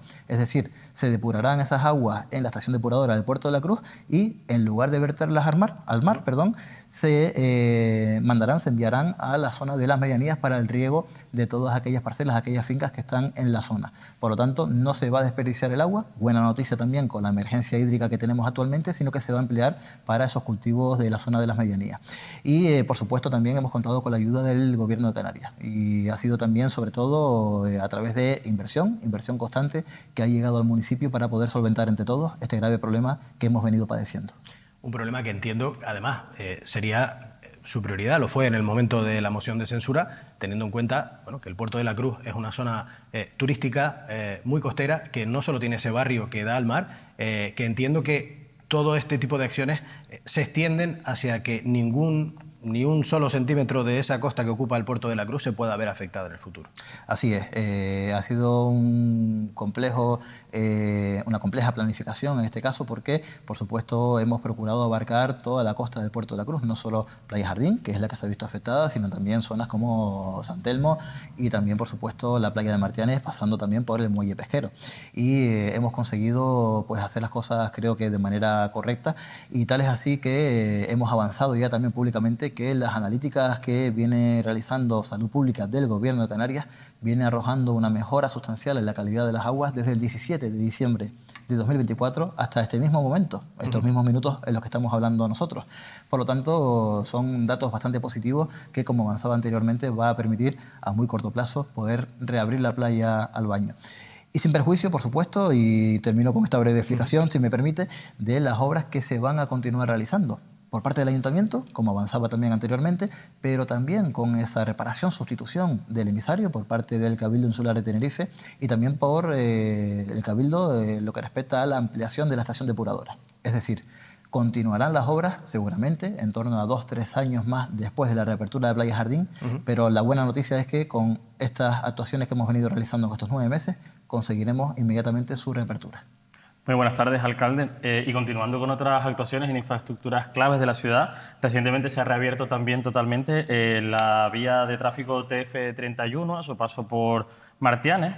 Y, alcalde, hablamos de uno de los accesos básicos al municipio y entiendo que esto es otra buena noticia para el municipio. Es una noticia maravillosa, muy buenas tardes, porque así es, nos encontramos también con un problema de décadas en el municipio del Puerto de la Cruz. Y ese problema era que desde que llovía mínimamente se producían bastantes escorrentías de considerable problemática, que al final lo que suponía eran los desprendimientos de riscos, de piedras también muy grandes en la calzada de Martianes, en la TF31. Lo que se ponía sobre la mesa con el Cabildo Insular de Tenerife era que era necesario hacer lo que se ha podido ejecutar, un arco donde se pueda canalizar las aguas que provienen del conocido Barranco de los Pastores y que eviten esas escorrentías y, por lo tanto, ese riesgo en la seguridad de viandantes y, sobre todo, el tráfico rodado. Es cierto que estéticamente causa un impacto visual, eso a nadie se le escapa. Nosotros lo que hemos puesto en la balanza era la estética o la seguridad. Lógicamente ha tenido un mayor peso la seguridad, pero sin perjuicio de que ya estamos trabajando, insisto, de la mano también con el Cabildo, en una cierta mejora de la estética de ese arco que espero que próximamente podamos ir produciendo. Y, alcalde, recientemente se ha anunciado también otro proyecto de relevancia para el municipio con la creación de un gran parque ubicado en el barrio de La Vera. Hablamos de nada más y nada menos que un pulmón verde para el municipio de más de 5.000 metros cuadrados. Sí, se viene trabajando también en esos espacios verdes tan necesarios para cualquier municipio, ¿no? Sobre todo en la época que vivimos, donde también algo que es absolutamente necesario, que es la construcción de infraestructuras, quizás ha ido opacando esos espacios de esparcimiento, de recreo, ¿no? Y hemos detectado ese suelo, esa bolsa, de la mano también de los vecinos que también nos han demandado en parte esa implementación de espacios verdes donde podamos también ofrecerle a padres y a los hijos esos espacios de recreo y que puedan disfrutar las familias conjuntamente, ¿no? Sí, que son tan necesarios para que los vecinos puedan sentir que tienen espacio de esparcimiento familiar. Si le parece, vamos a hablar de cultura, porque si hay algo de lo que se puede presumir en el Puerto de la Cruz es de la oferta cultural que se da prácticamente durante todo el año. Recientemente han recuperado quizá uno de los elementos arquitectónicos más simbólicos de la ciudad, ese cine Chimisay. ¿En qué se va a convertir? ¿Para qué va a servir en el futuro? Pues nosotros hemos establecido una línea muy clara a nivel cultural, que es mejorar la calidad cultural del municipio, que ya cuenta con eventos desde hace incluso, diría yo, décadas, de mucha calidad, como puede ser el Festival Mueca, que acabamos de celebrar recientemente con un éxito absoluto de asistentes, más de 20.000 personas que pasaron por Puerto de la Cruz esos 3 días y medio. Pero también es verdad que teníamos una carencia importante en cuanto a infraestructuras culturales. Eso se va a ver visto satisfecho con la adquisición por parte del Ayuntamiento, con capital 100% municipal, del antiguo Cine Chimisay. Lo que pretendemos, pues, es dar cumplimiento a esa demanda histórica de los vecinos portuenses y hacer ahí un pequeño auditorio. Estamos hablando de un auditorio que tendrá seguramente en torno a 600 butacas, donde podremos alojar por fin, pues, desde recitales de música hasta obras de teatro y otras disciplinas culturales que puedan tener cabida, y también educativas, incluso que sea un escenario para importantes congresos en el municipio. Pero aquí no queda la cosa. También, después de esa reforma importante del Cine Chimisay, va a ir de manera paralela y gracias a la adquisición, en este caso por parte del Cabildo Insular de Tenerife, de la reforma integral de la antigua Casa Ventoso, lo que conocemos en Puerto de la Cruz como el antiguo Colegio de los Padres Agustinos, con su correspondiente torreón de Ventoso. Y eso va a suponer seguramente, de cara a un futuro a corto o medio plazo, que después de la procedente reforma, lógicamente, podamos contar con un centro museístico, quizás también de exposiciones y congresos en el mismo centro del Puerto de la Cruz. ¿Qué hemos pretendido en definitiva con estas actuaciones también de manera conjunta? Crear, por así decirlo, una red de infraestructuras culturales en el Puerto de la Cruz. Detectamos esa carencia, nos hemos puesto a trabajar desde el minuto cero y con los recursos propios por una parte y después comprometidos también por el Ayuntamiento con el Cabildo Insular de Tenerife, pues intentamos avanzar en esas deficiencias que venía presentando el municipio del Puerto de la Cruz. Se nota además, alcalde, que en el municipio hay como un caldo de cultivo cultural, ¿no? Que hablaba usted del Mueca, están también los veranos del Taoro, a donde van llegando continuamente ofertas no solo culturales interesantes, sino que son internacionalmente reconocidas y también de vanguardia. Entiendo que es un posicionamiento que puede ser muy interesante para el municipio, que pueda atraer a otro tipo de turismo también. Así es. Tenemos además del 18 al 21 de junio, ya dentro de 3 semanas escasas, esa nueva edición de Veranos del Taoro en el maravilloso Parque Taoro de Puerto de la Cruz, donde va a haber además un elenco de artistas impresionante. Yo creo que este año, y sin desmerecer a los anteriores, es doblemente importante porque nos vienen desde artistas de renombre internacional hasta también artistas muy destacados del panorama nacional.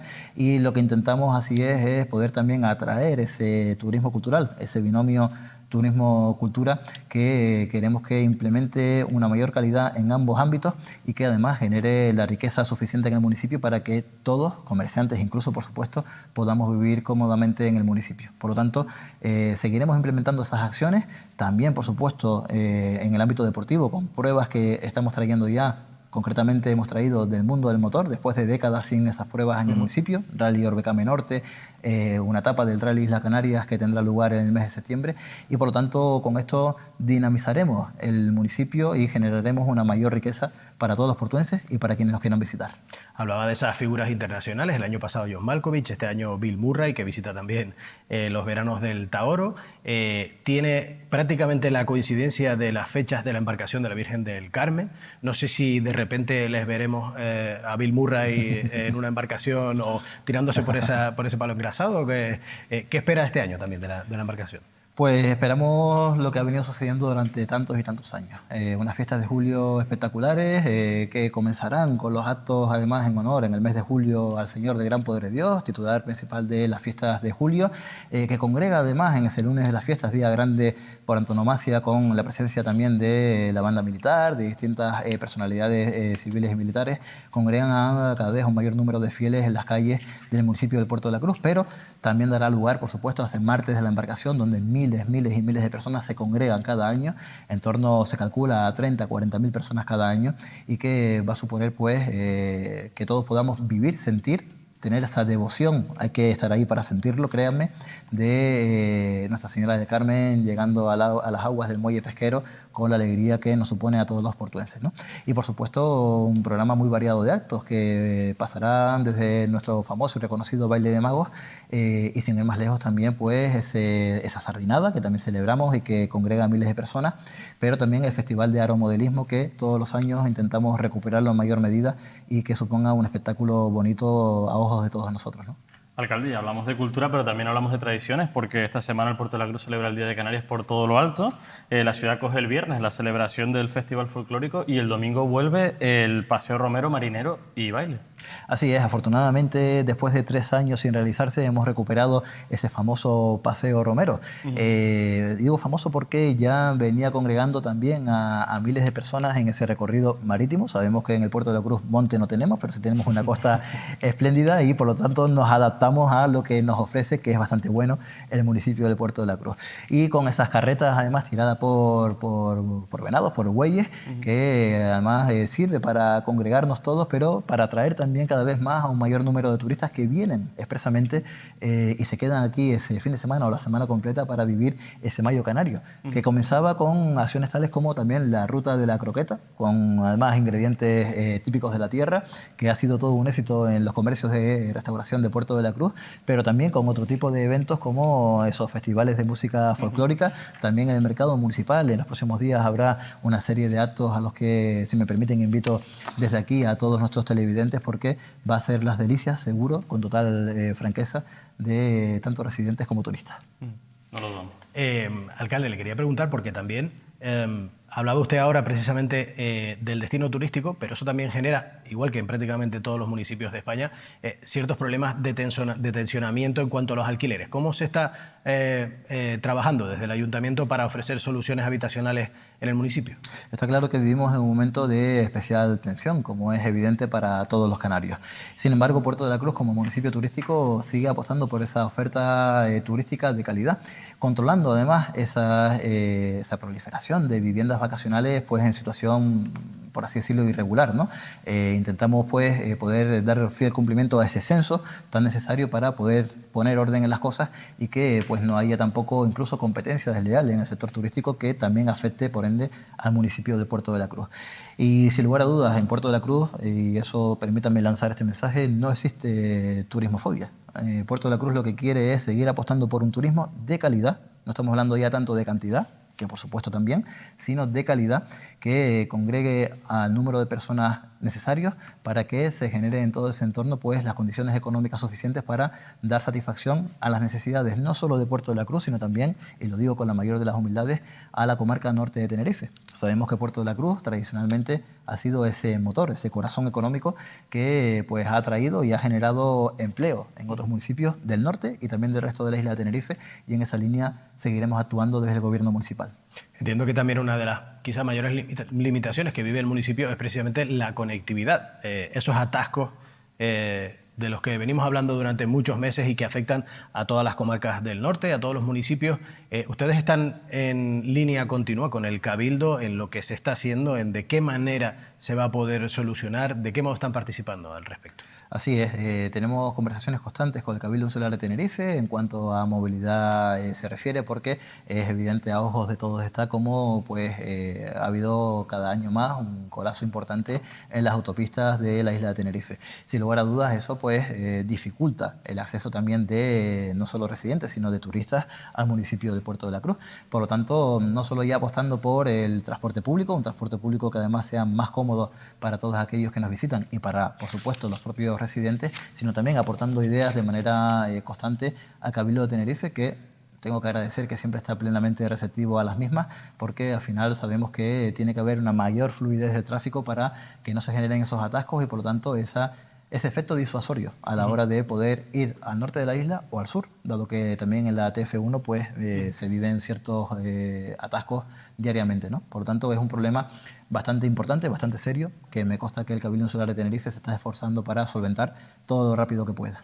Veremos si al final de esta legislatura vemos un avance en ese sentido y todos los vecinos y vecinas pueden tener la facilidad de llegar mucho antes a sus lugares de trabajo o de estudio desde el puerto de la Cruz. Yo le quería preguntar, porque quizá también otra de las situaciones que pueden destacar ustedes con respecto a la llegada de nuevos visitantes y de sus propios vecinos es la sensación de seguridad que se vive en el puerto. Tiene, creo, teníamos los datos por aquí, una de las tasas de criminalidad más bajas de todo Tenerife y ha bajado bastante ese ratio de delincuencia. Así es, afortunadamente pues hemos conseguido ir disminuyéndolo paulatinamente porque nos encontramos con un escenario pues francamente desolador cuando llegamos al gobierno el 16 de agosto de 2024 y era una alta tasa de delincuencia, de criminalidad, de tal manera que estos datos que arroja nada más y nada menos que el Ministerio del Interior lo que vienen a reflejar es que en este primer trimestre de 2025 en comparación con el mismo periodo de tiempo del año 2024 se ha reducido en un 25,8% el índice de criminalidad en el municipio de Puerto de la Cruz.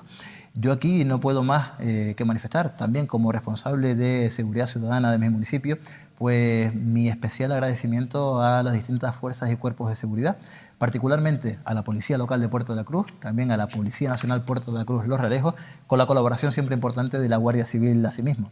¿Por qué? Porque han puesto todos los esfuerzos posibles en poder solventar esa alta tasa que nos encontramos y que a día de hoy estemos hablando de que Puerto de la Cruz es el municipio de Canarias que más ha reducido ese índice de criminalidad y por lo tanto se traduce en que Puerto de la Cruz es un municipio seguro y que esto no va a quedar aquí. Esto no nos va a dejar, permítanme la expresión, durmiendo a los laureles, sino que nos está dando aún una ilusión mayor para seguir apretando el acelerador y conseguir lo que todos deseamos, que es imposible o prácticamente imposible de conseguir, pero que en algún momento podamos conseguir esa tasa 0% de delincuencia. Por lo tanto, seguiremos luchando para que tanto los vecinos de Puerto de la Cruz como los turistas que nos visitan sepan que Puerto de la Cruz es y cada vez será más un destino seguro. Alcalde, ¿y esa seguridad que se vive en las calles se vive también dentro del consistorio, en el sentido de que ustedes llegaron después de una moción de censura, ahora mismo junto con Coalición Canaria, Asamblea Ciudadana Portuense? ¿Qué ambiente político se respira dentro del consistorio? ¿Hay seguridad, estabilidad para continuar lo que queda de legislatura? Afortunadamente sí, el pacto de gobierno funciona considerablemente bien, nos entendemos a la perfección, hemos sido capaces, los tres partidos políticos, aún con esas distancias ideológicas que a nadie vamos a negar que también existen, por supuesto, pero hemos sido capaces de dejar a un lado esas distancias ideológicas, como digo, para priorizar lo que es necesario y que eso lo compartimos los tres partidos al 100% para los vecinos de Puerto de la Cruz. De tal manera que continuamos con la misma línea de actuación, vamos de la mano los tres partidos políticos absolutamente en todo después de 9 meses de gobierno y el ambiente es razonablemente bueno en las casas consistoriales. Se ha logrado una estabilidad importante, que yo creo que se carecía de la misma hasta no hace muchos meses.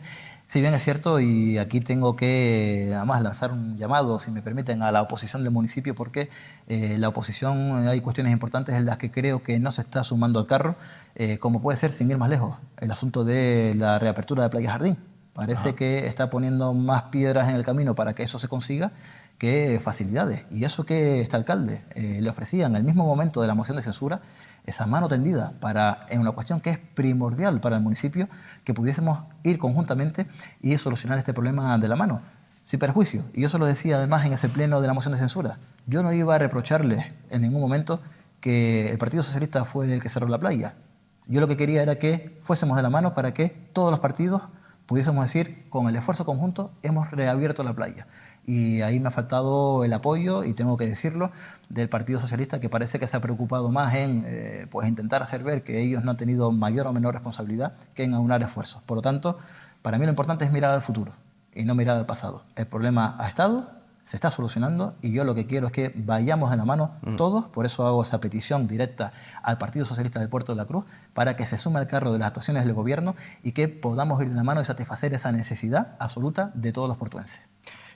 Pues señor Afonso, Leopoldo Afonso, alcalde del Puerto de la Cruz, muchísimas gracias por estar con nosotros esta tarde, por hacer repaso a la actualidad de un municipio tan importante para la isla de Tenerife como el Puerto de la Cruz, que tiene muchísimo que ofrecer, sin ir más lejos, a final de esta semana ya con el Día de Canarias, por supuesto también con esas fiestas del Carmen, con la embarcación, de la que Mírame Televisión también será como cada año testigo, y le emplazamos a volver aquí a Canarias 8 a nuestro plató cuando usted lo desee. Muchísimas gracias, ha sido un auténtico placer y están todos totalmente invitados a Puerto de la Cruz en las fechas que se nos avecinan. Bueno, pues le tomamos la palabra y aquí despedimos al alcalde del Puerto de la Cruz, Leopoldo Afonso, y nosotros enseguida venimos ya. Preparen papel y boli para lo que les tiene que contar Yamilet Blanco acerca del bienestar emocional.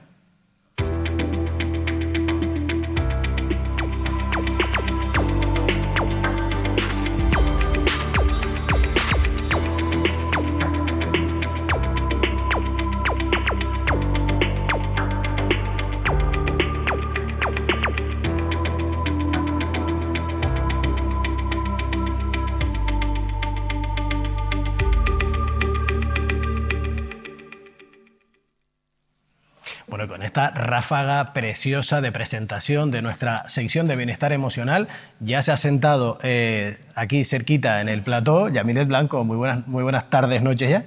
Buenas tardes, Carlos. Estrenando montura de gafas. Sí, bueno, estrenando no, pero hoy aquí en programa sí. Queremos hablar contigo porque tú eres psicóloga y nos apetece ir acercándonos poco a poco en esta sección hacia el bienestar emocional, hacia la salud mental, y creo que me proponías con gran acierto que empecemos por lo más básico, que empecemos preguntándonos qué es la salud mental, de qué forma podemos entenderla. Vale, sí, creo que esto es importante, Carlos, porque muchas veces hablamos de pedir ayuda o de sentir necesidades que no tenemos identificadas, ¿no? Porque no sabemos dentro de dónde enmarcar muy bien cuando tenemos necesidades y no podemos localizarlas. La salud mental es el lograr el equilibrio, ¿no? Tendemos a pensar que es la carencia de trastornos, ¿no? De trastornos psicológicos, y no es solo eso, ¿vale? Es lograr un equilibrio psicológico, un equilibrio emocional, un equilibrio relacional a la hora de contar con pilares y con apoyos a la hora de poder confrontar pues, los sucesos que pueden ocurrir en el día a día, ¿no? A las cosas que nos vamos enfrentando diariamente. Claro, la salud mental está en boca de todos desde no hace mucho, en realidad, porque hace a lo mejor 10, 12 años ir al psicólogo para un adulto, salvo que tuviera a lo mejor un problema localizado muy claro, no era algo, desde luego, que se exteriorizara. Y sin embargo llega la pandemia y todos empezamos como a mirarnos dentro, ¿no? A tener la necesidad, quizá por ese tiempo que hemos tenido de poder reflexionar sobre nosotros, qué estamos haciendo con nuestra vida, etcétera. Evidentemente muchas situaciones que se truncan, que cambian con esa horrible pandemia, pero claro que a todos nos va acercando más a hablar de la salud mental, que además no está cubierta, o no por lo menos de una manera completa, dentro del sistema de salud. ¿Cómo está en ese sentido en Canarias la salud mental? Bueno, pues es una de las comunidades autónomas que más déficit presenta en este momento, ¿vale? La salud mental no está accesible para cualquier ciudadano, ¿vale? Acceder a día de hoy al área de salud mental, que pueda verte una psicóloga o que pueda verte un psiquiatra en la seguridad social, parte de una base de más o menos alrededor de 6 o 8 meses, ¿vale? Claro. Y tienen que ser casos muy graves, ¿vale? Para que te deriven. Los médicos de cabecera, los médicos de familia se están haciendo en muchas ocasiones cargo de poder solventar esos síntomas, ¿no? Que se están normalizando. Por desgracia estamos normalizando síntomas que no son normales, que tienen que ver con el ritmo de la prisa, ¿no? Que llevamos. Muchas veces decimos, es que tenemos estrés, no.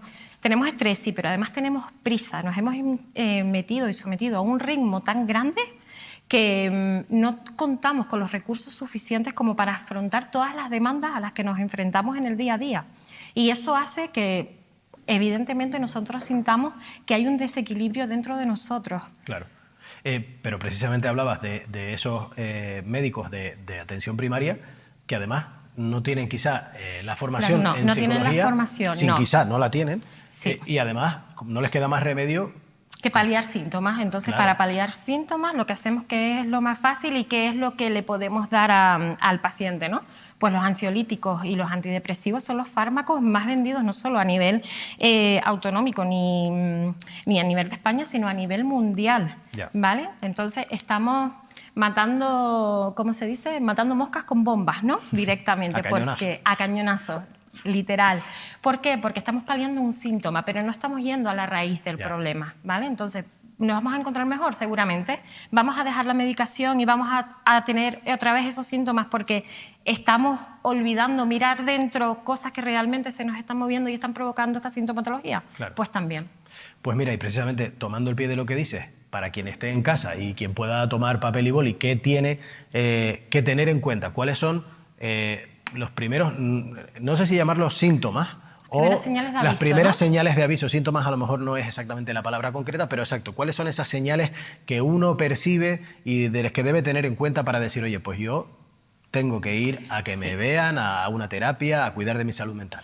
Pues mira, Carlos, lo más normal suele ser pararte y sentir que no estás conectado contigo y que no estás conectado con tu entorno. Sentir que estás sintiéndote solo, que estás volviendo como un individualismo, que no te sientes comprendido, que no eres capaz de decir no, que no eres capaz de poner límites, que no puedes dormir, que estás súper estresado, que sientes que no llegas, ¿no? Esta sensación de sentir que no llegamos todo el rato nos va metiendo en un bucle que si no lo miramos a tiempo, ¿vale? Claro. Corremos el riesgo de no poder frenarlo. Es como el efecto bola de nieve, ¿no? Que vamos rodando y es muy chiquitita y de repente se nos ha ido totalmente de las manos porque no hemos sabido pararlo en el momento adecuado. Y en ese sentido, ¿qué papel juegan nuestras relaciones? La gente que está alrededor de nosotros, que sean conscientes de la situación en la que estamos, que nos respeten si queremos ir a terapia, que no nos, de alguna manera, nos hagan desmerecer por ello. Exacto. Yo creo que trabajar sobre el mito de que ir a terapia es porque estás loco, ¿no? Que es como lo que está detrás de cuando vas a un psicólogo. No, yo no necesito un psicólogo porque estás loco, no voy a un psiquiatra porque estoy loco, porque estoy mal de la cabeza. Creo que debemos dejar esa idea atrás. Forma parte del pasado. El psicólogo debería ser una figura necesaria en la vida de cualquier persona. Ya no hablo, tengas problemas o no tengas problemas de salud mental, ¿vale? Siempre tenemos problemas y es importante contar con una figura de apoyo, ¿vale? Que nos pueda dar ese sostén emocional, como nos lo da el dentista cuando nos sale una caries, como nos los da un traumatólogo, como nos los da cualquier figura del sistema sanitario, ¿vale? Somos una profesión que estamos ahí para el apoyo. ¿Y qué pasa? Que normalmente cuando un paciente llega a consulta es porque ya ha colapsado. Claro. ¿Vale? Entonces no... Está en un límite. Está en el límite, no puede más. Ajá. ¿Vale? Entonces, es importante que estemos de forma constante mirándonos. ¿Qué pasa? Que no tenemos tiempo, Carlos. Ya. ¿Vale? Estamos en una rutina del día a día que nos obliga a permanecer en ese ritmo y eso hace que nos desconectemos de todo. Y aquí es la importancia también de las relaciones sociales, ¿no? Cuando nosotros hablamos de salud mental y yo te hablo de este equilibrio que tenemos que tener un equilibrio entre las diferentes áreas que nos componen como seres humanos, ¿no? El área social, la pareja, la familia, mis hobbies, mi deporte, todas esas áreas que yo tengo que tocar para que yo pueda estar en equilibrio. ¿Qué pasa cuando no tengo tiempo? Pues que voy recortando de esas áreas. Claro. Y al final, muchas veces tengo problemas que no puedo ni comunicar porque no tengo tiempo. Yo llego a casa y estoy reventada y ya yo no voy a contar a mi pareja qué es lo que ha pasado, qué es lo que vengo cargando. Ni me apetece meterme en un bucle de negatividad. Ni me apetece, ¿no? Entonces lo que hacemos es como Generar esa no bola. mirar.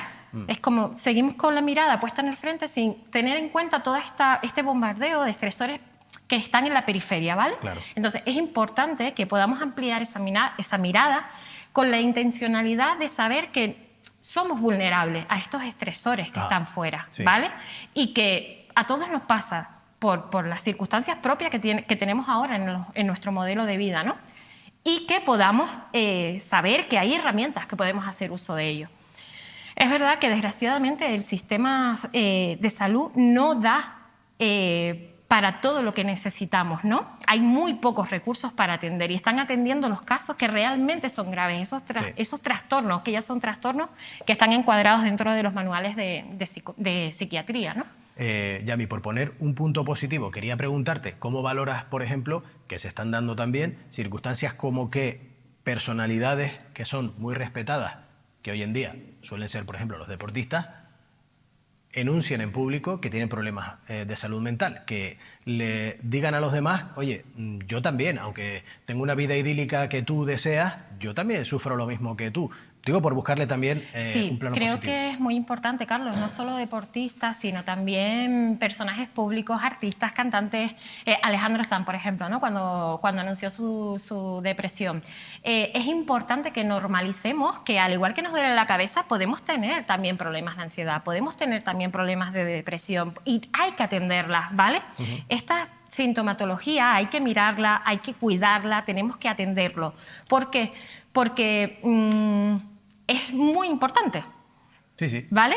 No podemos obviar cosas que porque no se vean no significa que no estén. Sí, sí, sí, que las escondamos ahí dentro. Exacto. Buenas noches, Yamilet. Buenas noches. Muchas personas se encuentran en la situación de que a lo mejor no tienen la capacidad económica para poder acudir a terapia o conseguir cita a la Seguridad Social pues les es prácticamente imposible. Hay una realidad y es que muchos jóvenes están utilizando la tecnología, en este caso hablamos de la inteligencia artificial, el famoso ChatGPT, como una figura de terapeuta, como de psicólogo.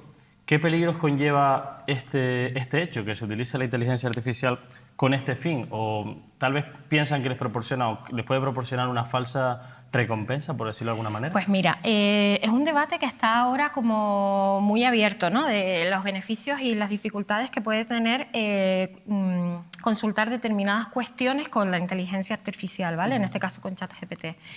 ¿Qué pasa? Es un recurso que está accesible, es un recurso que es fácil, es un recurso que a todos podemos acceder en un momento y además que nos está devolviendo un feedback constante. Tú cuando vas a una sesión de terapia, cuando se pasa la hora, esto se acabó. El psicólogo se encargará de cerrar la herida que haya abierto, tú te vas para tu casa y nos vemos en la siguiente cita. Con ChatGPT no pasa esto. Es el usuario el que está de forma constante preguntando y demandando información que muchas veces considero que ni siquiera sabe sostener, ¿vale? Claro. ¿Qué pasa con esto? ¿Hasta qué punto la inteligencia artificial es beneficiosa o es perjudicial en la relación de salud mental y de un espacio seguro? Depende del criterio que pueda tener la persona que también está utilizando esa inteligencia artificial. Yo la he utilizado, ¿vale? La inteligencia artificial y creo que mucha gente, muchos compañeros la utilizamos e incluso la he puesto en práctica conmigo misma, ¿vale?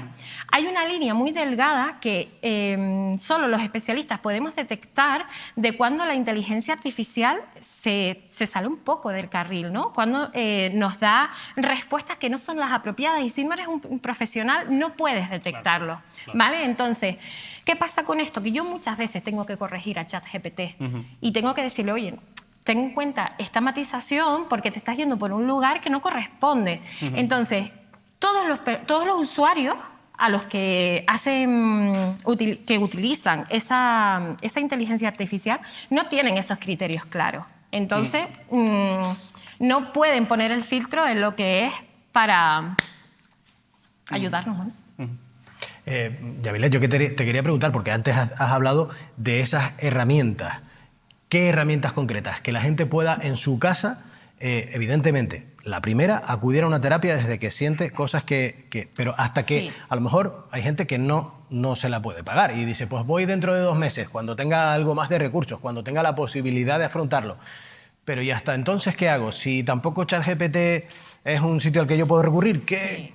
Hay que hablar, ¿Hay Carlos. truquitos? ¿Hay cosas? Sí, hay truquitos, hay que hablar. Tu entorno cercano tiene que saber lo que te está pasando, ¿vale? Tenemos que poner en voz a lo que sentimos porque es una forma también de sacar esa responsabilidad y dividirla entre todos y que nos puedan echar un cabo, ¿vale?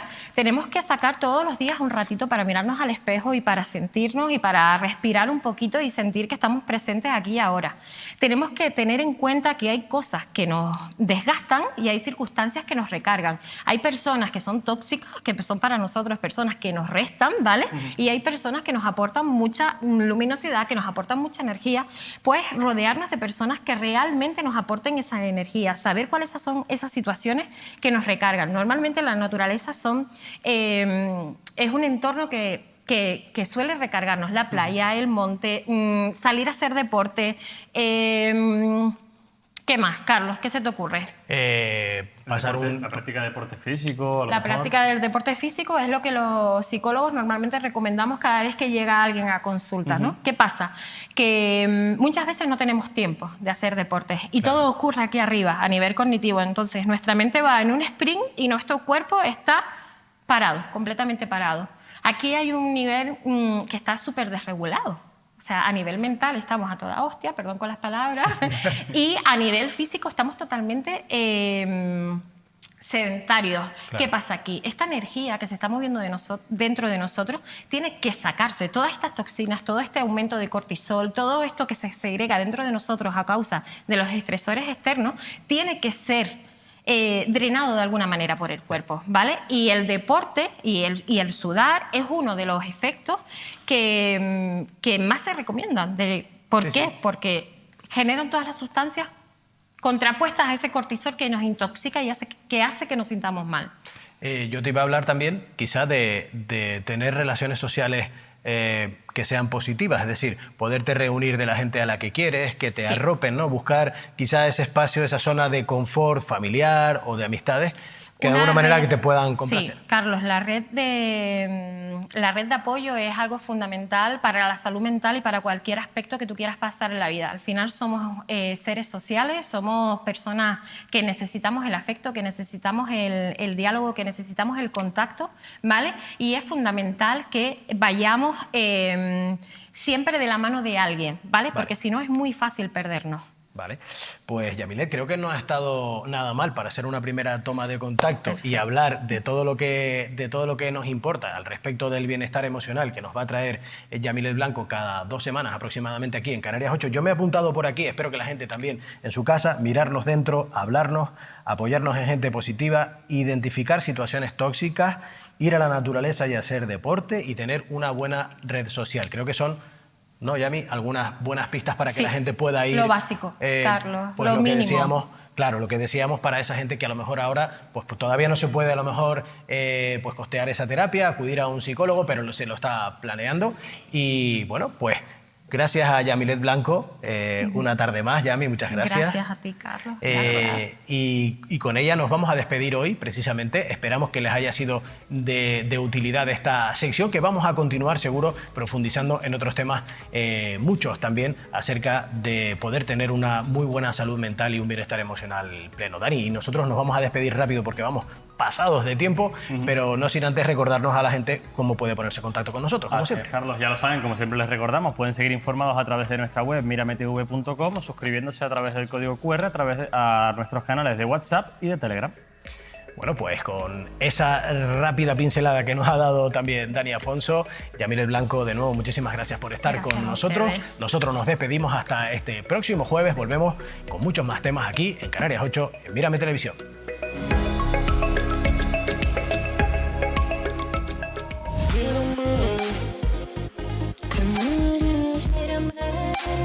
Ven y mírame.